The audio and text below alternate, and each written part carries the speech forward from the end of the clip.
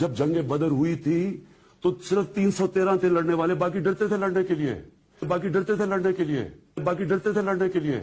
ان کے جب اب اللہ کے حبیب تھے، اللہ قرآن میں کہتا ہے میرے حبیب تھے، لیکن ان کو جب مشکل وقت 10 سال میں صرف 40 لوگ مسلمان ہوئے تھے، کیا کیا مشکلوں کا سامنا نہیں کرنا پڑا، لوگوں نے مذاق اڑایا، ذلیل کیا، آسٹرسائز کیا، ذلیل کیا، آسٹرسائز کیا۔ پیغمبر اللہ کے آئے لیکن وہ ہیومن ہسٹری میں ان کا ذکر ہی نہیں ہے، بڑا کم ذکر ہے۔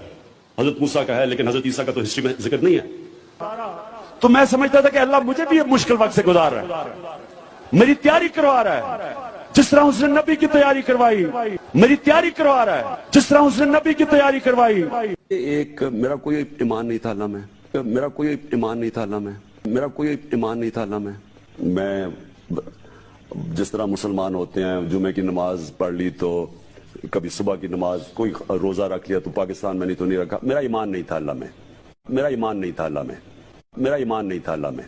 جو میاں والی کی گرمی ہے، میں آپ کو یقین دلاتا ہوں کہ خدا نہ خواستہ اگر اللہ نے مجھے دوزخ میں بھیج دیا مجھے گرمی نہیں لگے گی، دوزخ میں بھیج دیا مجھے گرمی نہیں لگے گی۔ والد صاحب جمعے کی نماز پڑھنے پہ لے جایا کرتے تھے زبردستی، ان کی عزت کرتا تھا اس لیے میں چلا جاتا تھا، اور پھر عید کی نماز، لیکن اس کے علاوہ میرا کوئی ایمان نہیں تھا۔ 2 چیزیں پہلے آئی تھی۔ 622 میں نبی صلی اللہ علیہ وسلم ہجرت کر کے مدینہ گئے، اور پہلے 5 سال بڑی مشکل سے امت مشکلوں کا سامنا کرنا پڑا، سروائیو کیا، کوئی خوشحالی نہیں تھی۔ نبوت حضرت محمد رسول اللہ صلی اللہ علیہ وسلم بحیثیت خاتم النبیین، بحیثیت خاتم النبیون، نبی الین، روز قیامت، روز قیادت، روز قیامت، اور قرآن پاک و سنت کی، اور قرآن پاک اور سنت کی کہ جو ختم نبوت کا کلاس تھا پاکستان کے آئین میں 1974 میں لے کے آئے، 23 دن پارلیمنٹ میں ڈبیٹ ہوئی۔ یہ کوئی علماء نہیں لے کے آئے یا مشائخ نہیں لے کے آئے، پاکستان کی پارلیمنٹ میں 23 دن کی ڈبیٹ کے بعد ختم نبوت کا کلاس آیا۔